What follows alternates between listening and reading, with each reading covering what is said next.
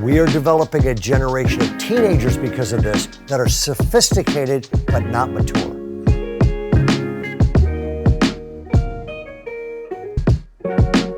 Hey, welcome back to Raising G-Rated Kids X-Rated World. We're covering some storms. It's Ray and Mark Clark and Kevin Thompson. And we're back. Storm number one, if you missed it, was fear. Okay? And I have a phrase I use all the time. Fear is the dark room where negatives develop, and no kid ever grew up in a home that was primarily negative and was positively attracted to the faith and values of that home. That's a massive storm. Okay. And one more time, this book, Fearless Families, if that's something you're going, I want our home to be fundamentally a positive place, grab that book, read it, and apply it. The second storm is this. It is premature adulthood. And books have been written about the fact that kids have actually been robbed of their childhood. David Elkind's book, All Dressed Up and No Place to Go, which we'll come back to that thought in a second. Ray, you think about it. I mean, think about 40 years ago. If you're a child listening to music, you're listening to the Beatles sing the song, I Want to Hold Your Hand. Contrast that with what Cardi B sings today, right? And just what's being inundated in a 5-year-old, 6-year-old, 7-year-old's mind, just through music alone. As the parents are driving down the road, not even thinking about what's playing on the radio, and the ideas of adulthood that are permeating now elementary school. Oh yeah, I mean, think about it for a second. You're going, you give a kid 60 minutes on watching almost anything on TV, 30 minutes watching The Bachelor, Bachelorette, or whatever else they're showing these days, or any amount of time on any social media outlet, and they've seen more sex and violence than their grandparents ever imagined existed. Okay, and the problem with that is you get a generation of kids who were robbed of their childhood, and the problem is that they were robbed of innocence, and they were robbed of it early. And then now schools think they need to teach human sexuality to kindergartners, first graders, stuff like that. There are a lot of great teachers coming to us saying, I'm being forced to teach stuff. I'm going, good. Teachers, you're worth your weight in gold. Stay there. Building these kids, be salt and light. Yep. But this stuff has gotten crazy. It's why the old joke, 2 5-year-olds are in the backyard, and one of the kids come in, he said to the other 5-year-old, he goes, hey, the other day I found a condom on the patio. And the other kid said, what's a patio? It's almost that bad. And what's happened is this. We've had a cultural shift in the last 30 to 40 years. And the old way, and here it is, it's going to go on the screen. The old way of parenting was protection, okay? Right. It was protection. And young people, 4-year-olds, 5-year-olds, 6, 7, 8, they are special people that are to be protected from things that if it gets at them too early, warps them and destroys their future, wrecks their psyche, puts them in emotional damage. Okay, and we've replaced protection, which was healthy at young ages, with preparation, which means let's just let anything get at them, teach them everything, and assume they'll survive. And it's been destructive to that. It literally has been destructive. A friend of mine who wrote a book on kids and human sexuality said this. He said, teaching young kids the essentials of sexuality at a young age without the moral guidance that should accompany that is like it's training people to build a nuclear bomb without any of the morality of coming with blowing the entire world up. When you think about the emotional regulation that has to happen, right? So whenever you think about if emotion is what empowers us to order logic, so we have these logical ideas, but emotion is what empowers us to put them in the proper order to know how we should act. Until our kids reach a place where they can have some sort of emotional regulation, which a small child doesn't have, shouldn't have, then there are certain facts, certain ideas of logic that we can't teach them yet because they will not be able to order that properly. And I wonder if that's what's going on, not wholly, but in part, of the rise of anxiety among our kids is because they are being fed facts of the world that are true, but they don't have the emotional regulation now to order those things and put them in proper context. And so the next thing you know, if they see something on social media and their life doesn't compare to that, they don't have the emotion to order that, to understand the difference that's there. And that's creating the angst that's going on inside of us. Yeah, I think there's things at certain ages of development that you need to be concrete. It's like, I know this, it's black, it's white at certain ages, and then there's certain ages where, of course, things are a little more abstract. And so if we keep, you're alluding to kind of the gender conversation or whatever, at maybe too young an age being introduced in education or whatever, whether it's the gender-bred man is out there and you're trying to figure out, which gender. It's like we're introducing these ideas. And yes, they're legitimate things that we need to work through and people are working through. But what we've done, Nancy Piercy points this out in one of her books, Love Thy Body, where she talks about it used to be that there was concrete things like the physical world, and then there was abstract, subjective things like feelings. And we used to go, the physical world, it's actually got huge hints to your identity and who you are. And it matters. And what we've done is basically done what, people, the Gnostics did in the first century. We said, no, the physical world it's not important anymore. Your physical body has no hints toward who you really are as a person. It's only what you feel inside that matters. And what you feel inside is now the primary thing that should define your identity. And we can adapt the physical, the concrete, to meet the feeling.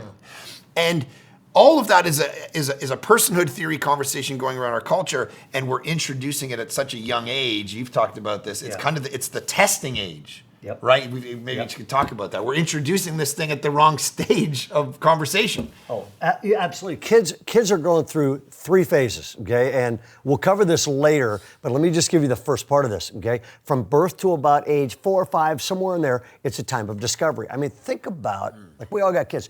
Yeah, if you got kids, think about what your kids were like at 6 months and 6 years. It's jaw-dropping. They can't even crawl, and they're running, playing sports, and they're going to school, they can read, all of this stuff. So there's a time of discovery, and that's followed by a time of testing, okay? And that generally happens in elementary school.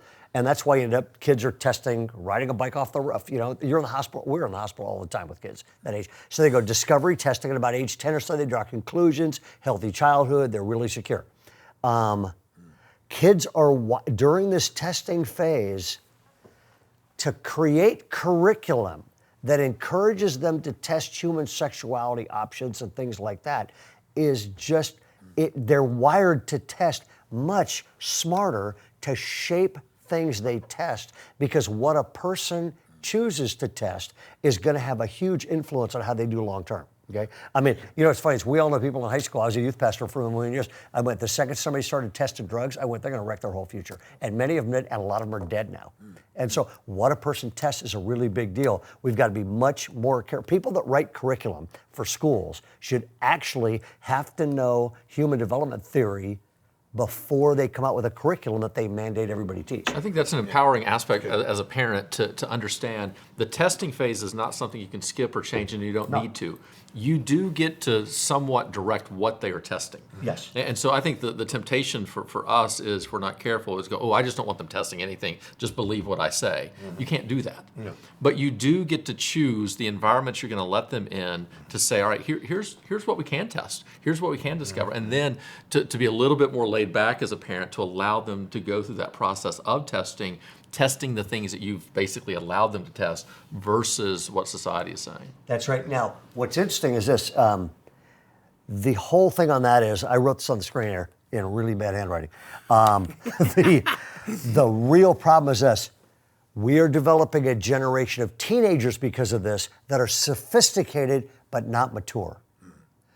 And Kevin, you've done a bunch of research on this. They are maturing way later than they used to. Yeah, and there's actually some good news in this. Is we think about extended adolescence and we go, oh, that's bad, and parents specifically think, oh, I was much more mature and I grew up much faster. And there are some very negative things about that. So the average parent years ago thought they had 16 years to raise their kids.